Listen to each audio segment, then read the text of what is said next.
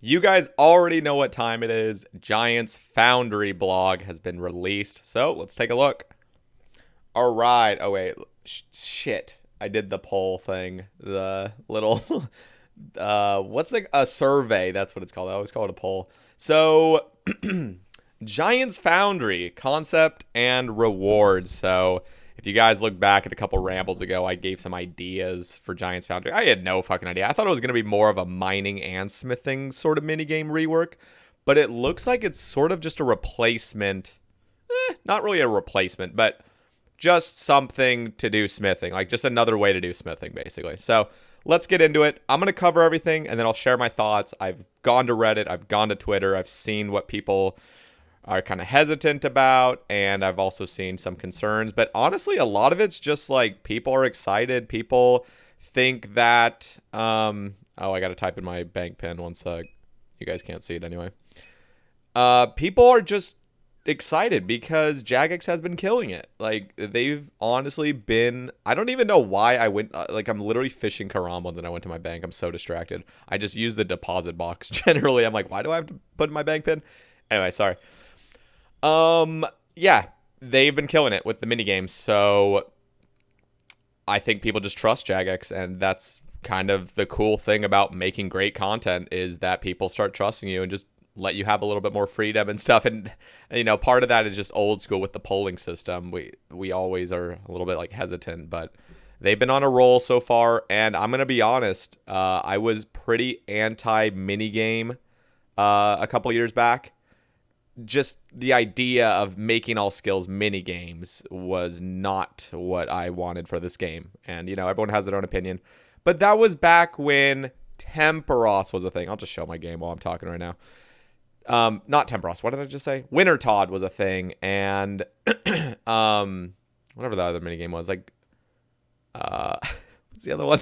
What's the big one? I don't fucking know. VM wasn't even that bad. And honestly, it was always Winter Todd, I think, was the stem of my sort of disdain for making mini gamescape. But they've done a great job with Temperos. I gotta hand it to them. As somebody that was completely against mini games, I'm kind of seeing a new light toward it. Now, I just want to briefly share my thoughts on Guardians of the Rift once again. I'll keep it brief because I know we want to. I literally, at the beginning of his ramble, was like, we're going to jump straight into this. I haven't covered a single thing of it yet. But let me just preface a little bit of this before we get into it. Guardians of the Rift, I've already said this before. I think the XP rates need to be slightly toned down. That's just the only real complaint and the only real gripe I have with the minigame. I think the XP rates just need to be slightly toned down. And I've said that on stream. A lot of people are like, no, don't do that. But it's too high. Anyway, that's all I'll say about that. I'm not trying to cause anything. And if it doesn't change, which I highly doubt it'll change. I highly doubt anybody's like really having a big gripe about it. But for me, it's not to nerf the minigame. It's just to make other methods a little bit more balanced and a little bit more incentivized, just traditional rune crafting. But the cool thing, and the thing that makes me just take a step back and just be like, okay, it's fine even if nothing changes, is the fact that the minigame is traditional rune crafting in a sense. Like, you're going to the traditional altars, which I think is awesome. So that's the only thing I'll say there. Temperos, as you guys can see, I got my fishing barrel. I also got the giant swordfish. And yeah, that's been awesome because now I've just been AFKing Karam once. And that is what makes a great minigame. Is you go to the minigame, you get some cool shit, and then you get to use it outside. And that is kind of where the gripe stems from with Guardians of the Rift. It feels like Guardians of the Rift is something you actually do just, if you're a player that goes for 200 mil in skills. For an Iron Man, you would just do that skill to 200 mil because, like, it's so good. Like, you don't need any essence. In fact, just banking the 200 mil amount of essence, like, would just be absurd. And this minigame requires no, like, upfront resources. So anyway, that's the only reason why I have a little bit of a gripe with it. I've shared my thoughts. You know what? We'll just continue. I'll share further thoughts on this in a different ramble, but let's talk about Giants Foundry and where it is placed in the game. So now, without further ado, let's go into it. So after months of secrecy, it's finally time to give you the full details of the Giants Foundry, an all-new smithing skilling method built by the Giants of Gielinor and operated by you. Okay, why the fuck am I not going to my deposit box? Focus, Sebe. Sleeping Giants Quest. The saying goes, let giants lie, but in this quest, you'll do exactly the opposite. Giants have existed in old school RuneScape for years, but how much do we really know about them? Sleeping Giants is a new novice quest designed to reveal more about this mysterious race. In it, you'll help Kovac, a giant who's discovered an ancient workshop built to his proportions, delve into the giants' murky past, rebuild their foundry, and start smithing swords for giants all across Gielinor. All right, 15. Oh, wow, what a spoiler. 15 smithing is the requirement. Okay, so, we're looking at the little art and the little idea of how this would look. It looks a little similar to, like, Blast Furnace, sort of like this, I don't know. I know it's Giant Run, but it almost seems like a Dwarven Run, little cave. But clearly it's for giants. After completing Sleeping Giants, you'll have the know-how. You'll have all the know-how you need to start smithing in Giant's Foundry. This is a non-instance and non-combat safe minigame accessible to all old school RuneScape members that have 15 smithing. The Foundry began with a simple question. How can we make smithing more interesting and engaging? We wanted a process that was more exciting than just taking a bar to an anvil and hammering away for a couple of seconds. Thus, the Giant's Foundry requires you to use all your skill and perseverance to forge swords of great proportions. All right. Working on a commission given by Kovac, you'll have to find the perfect sword design. Choose the metal according to your chosen difficulty and work the preform with a variety of tools to get the perfect killing edge. But be careful, each resource used in this minigame has the potential to offer more value per bar, but if you're not paying close attention, you could lose both the resource and experience. All right. That's kind of cool. A little bit of risk, and I know there's already sort of risk in these minigames, but that's like, that, I mean, you think of Town Bros getting washed away. That fucking sucks. I guess is similar. Gameplay setup. Before you can start working on a sword, you'll need to pick up a commission from Kovac, set the mold, fill the crucible, and pour the liquid metal you've chosen. Commissions define what kind of blade you'll be making using 2 descriptive words. For example, you might receive a commission from a giant who wants a sword that's narrow and spiked. You'll need to keep that description in mind when you choose a mold. Look through Kovac's mold library and for the best match. The closer the match you find, the higher quality your sword will be when you start forging, so choose wisely. All right. Note that the points you gain here won't affect how difficult it is to make the sword. That's all determined by the type of metal you choose. Interesting. So I kind of mentioned in the other ramble, like, oh, I think we're going to be making giants armors and stuff like that. But it looks like it's just swords, which is kind of cool, keeping it simple. Just you're designing different sorts of swords, which is awesome. And yeah, it looks like I don't really know what's going on here exactly, but it looks cool.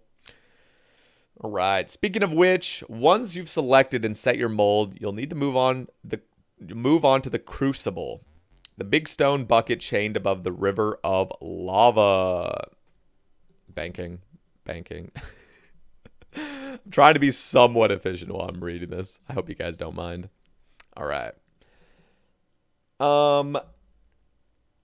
The crucible heats and liquefies the metal you put into it.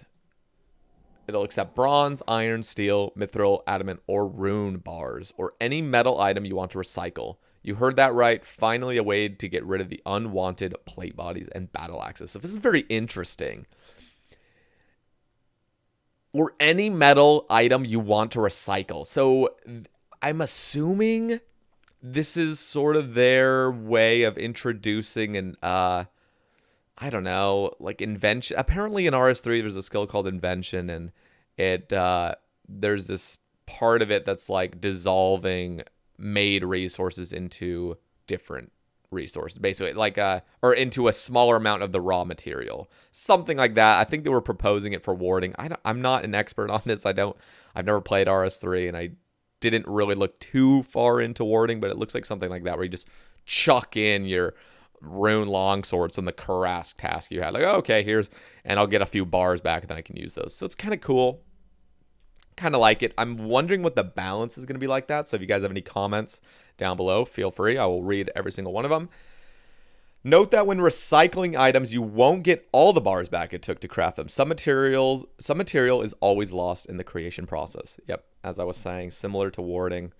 A giant sword required 20 bars worth of material, which is conveniently the exact same amount the crucible can hold. It's like we did it on purpose. Once you've filled the crucible, you can pour the molten metal into your mold. The higher tier of metal you've chosen, the longer the sword will take to shape, and the more precise the temperature range will have to be. Kovac also believes that swords made of an alloy, a mixture of 2 or more metals. What was that, dude? Oh my gosh, somebody. I'm so sorry. Fucking Christ. Alright, well, yeah. God, I swear. Okay, like, look at this. Like, this thing is on pause. Like, when I click this, it's paused. But it doesn't fucking pause. Like, god damn it. Anyway, thank you to, maybe we shouldn't just start doxing everybody. Thank you for the YouTube subs and the Twitch follows, boys. Down in the description, be sure to follow my stream if you haven't already. Okay, I'm sorry. It shows it's paused. I guess I'll just manually turn down the volumes again because it's the only way to truly fix it. Okay. Jesus Christ, where were we? Okay, so they're talking about a mixture of 2 or more different metals will be better. That's something to keep in mind. Interesting. So you're going to be making like runite / adamant weapons. That just feels like it's worse. All right, now it's time to cool off as we begin to work the blade. Refinement. The refinement process lets you shape the raw preform you just created into a blade fit for a mighty giant. Or into a blade fit for a mighty giant. You'll have a variety of tools at your disposal. Trip hammer, grindstone, polishing wheel, lava pool, and waterfall. Now, I'm not going to go into all of this because I just don't understand it. I haven't played the minigame, clearly. But it looks like this. It looks like you're going to be controlling the quality and the temperature, and you're trying to keep these meters somewhat good. Here's one question. I'll continue reading, but I don't think I saw this in my first read through. Is this like a massable thing? Like, is this minigame designed to be like multiple players? Because it really just seems like a solo sort of thing. Like, am I wrong on that? Anyway, we'll see if it says anything further. Using tools changes the temperature of the preform, which will also naturally cool down over time. Using the incorrect tool or using the right tool outside the correct temperature range will result in a lower quality sword. If the quality of a sword reaches 0, you'll have to hand it over to Kovac and try again. Be warned that quality can only ever be lost. You can't get it back again. That makes sense? If you manage to reach 100% completion without ruining the sword, you can hand it in to Kovac, who will reward you with some juicy XP and some Foundry reputation. The higher the quality, the more rewards you'll get. Here's an example of the refinement process. Decrease the initial temperature using the waterfall until the preform is cool enough to try the trip hammer. Cool the preform again to just below the yellow temperature range, so we're looking at this. Then work it with the grindstone. Repeat steps 1 and 2 until the sword is almost complete. Cool the oh, sorry, you can't read this. I forget how large my region is.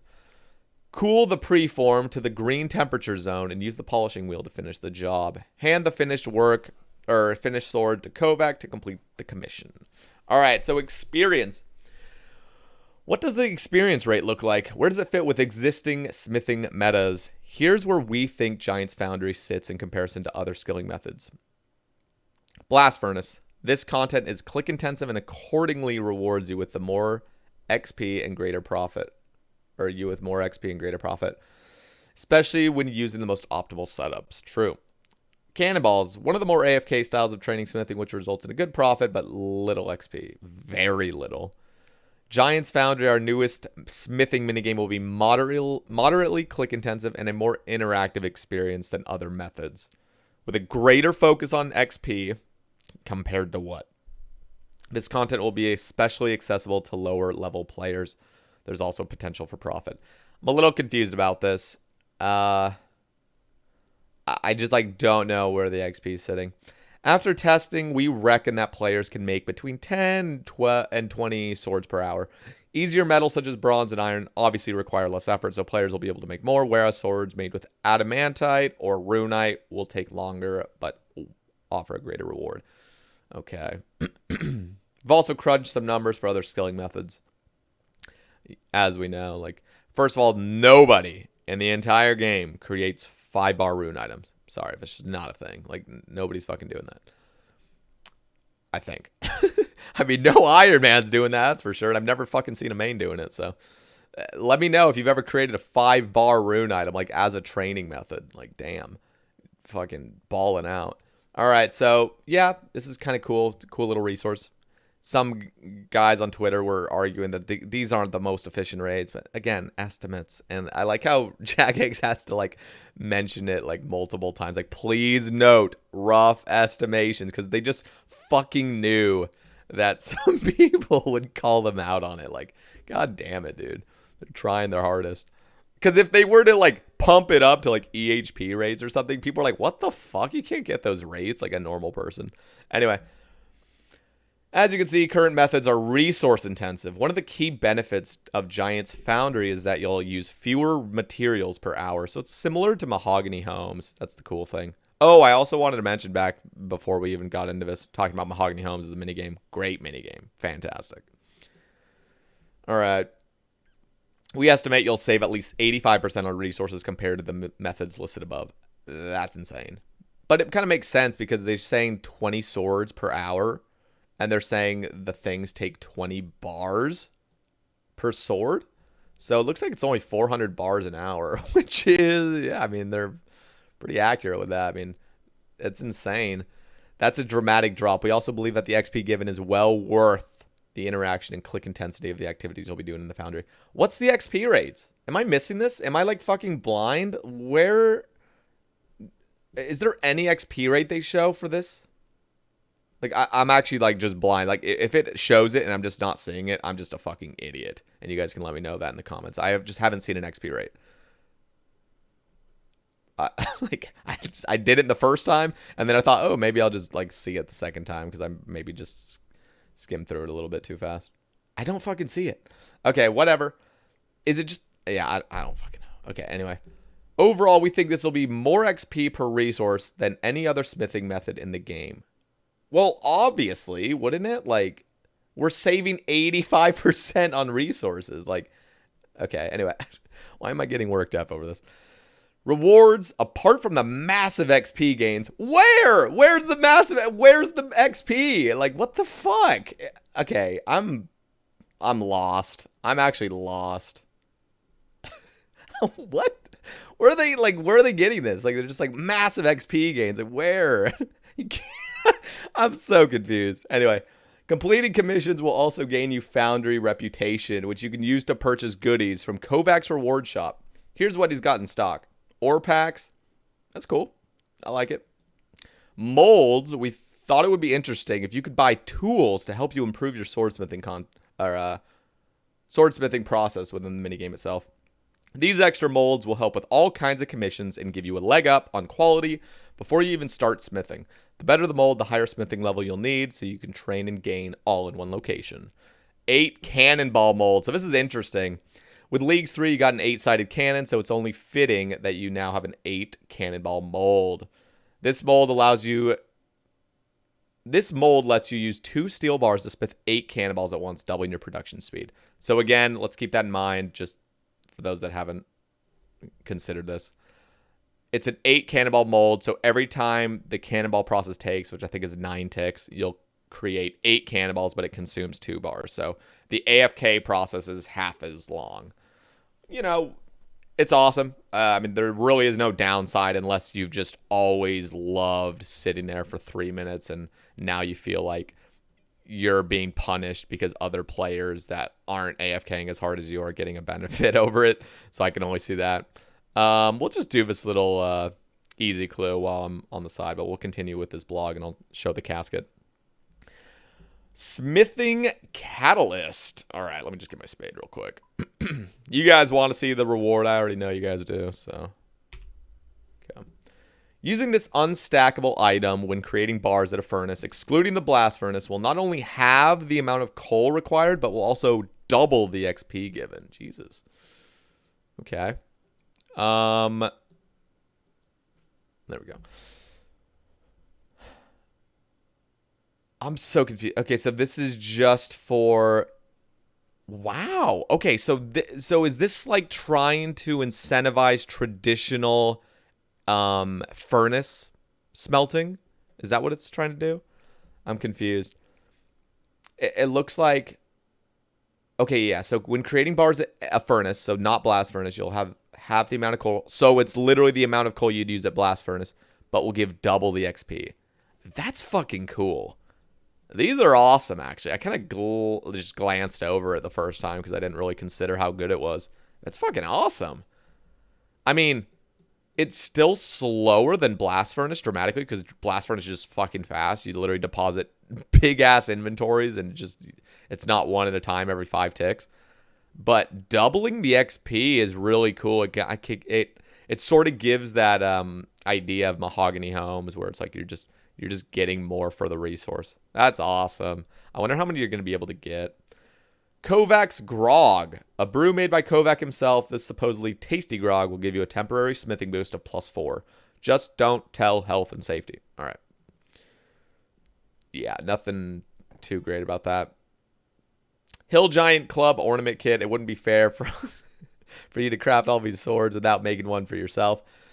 This kit takes Obor's weapon, the Hill Giant Club, to new heights with a giant Foundry's themed giant swords. Jesus Christ, I was about to read something else. Giant sword skin. Okay, maybe we'll reword that a little bit. Giant's Helmet. One of the more unique rewards we're offering is the Giant's Helmet. We got a casket. Which fits remarkably well considering it's made for a giant's head. It's a completely cosmetic item and won't give you any extra protection, although it sure looks like it does. All right, so that's pretty much it for Giant's Foundry. Let's open this little casket that we got. But first, if you guys watched the last ramble, you'll know why I have a master clue in my bank. But we're going to drop this just in case.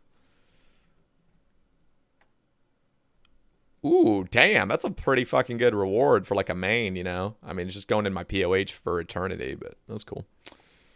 All right, back to the Karamban. So I do have a few thoughts on Giant's Foundry, of course. I just wanted to read through the blog first so everyone's on the same page. I guess the first thing I'll state is, where the fuck are my silversmithing gauntlets? Like, where are my silversmithing gauntlets? You know what? Let's pull it up like this. This actually looks cooler. I should have done this the whole time. Let me know, actually, down in the comments what you guys like more. Do you guys like the full page? So, it clearly doesn't show as much, but it's just bolder so people on, like, small screens can read it better. But I've also considered using this, which is just a longer format. This is the one I used for the Caveman Sebe cast. I don't know. Let me know what you guys think. Should it be in the center too? If like this is what you like, do you like it in the center, or would you like it to be like on the side so you can see the entire inventory of my game? Let me know. Just something small. I want to know about silversmithing gauntlets. I think this is the perfect fucking opportunity to introduce them, please. Like, silversmithing gauntlets make sense. They fucking do. I don't really know what the XP should be. You can balance it pretty easily. Just look at the ratio between using gold gauntlets and not, and then just compare the two with not using silversmithing gauntlets or using them. I haven't done any, like, number crunching for that, but I want my silversmithing gauntlets as a reward. Come on. The other thing is talking about mining in general. So they didn't cover anything with mining, which I'm a little disappointed on. It's fine. This looks like they're just trying to focus on smithing. I really hope, though, that it's not too many months or years before we get some sort of mining rework. And it doesn't even need to be a mini game. We just need to fix the rocks in the game. Like, there's problems. There's tick delays. The rocks take way too fucking long to respawn. It's bad. Like, the success rate's awful for most rocks. Anyway, I'm not going to talk much about that until we start seeing some news on a mining rework. But I was really looking forward to that. I'm a little disappointed. Maybe I got my hopes up a little bit too high for this. But all in all, I'm actually looking forward to this. It looks like they have some good ideas. I don't know what the fucking XP rates are because it doesn't look like it shows them here. Unless I'm just blind. Again, I will know by the time I'm reading comments, by the time this is uploaded, if I just missed it. But very curious. And yeah, but it looks awesome. Just another way of smithing.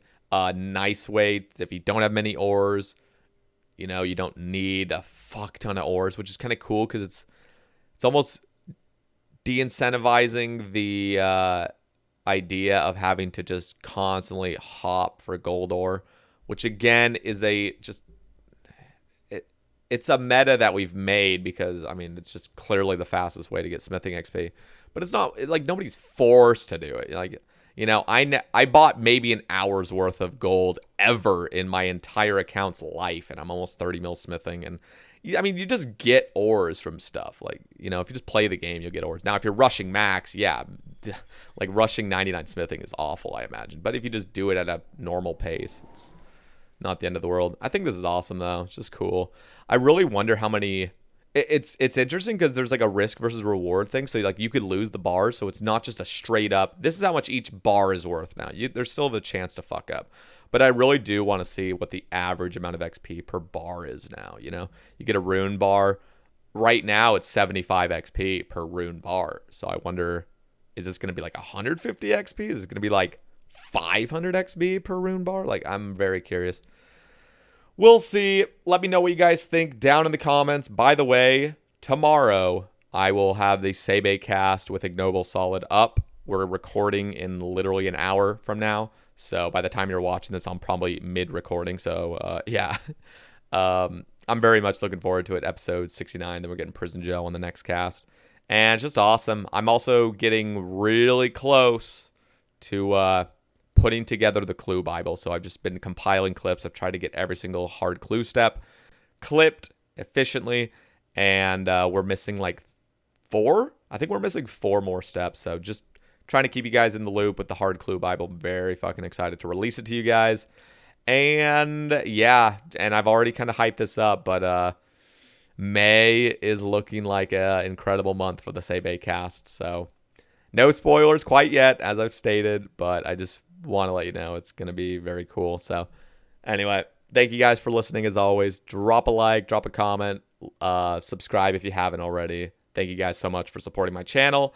And down in the description, be sure to also follow my Twitter and Twitch down there. And yeah, thank you guys so much. Take it easy. Peace.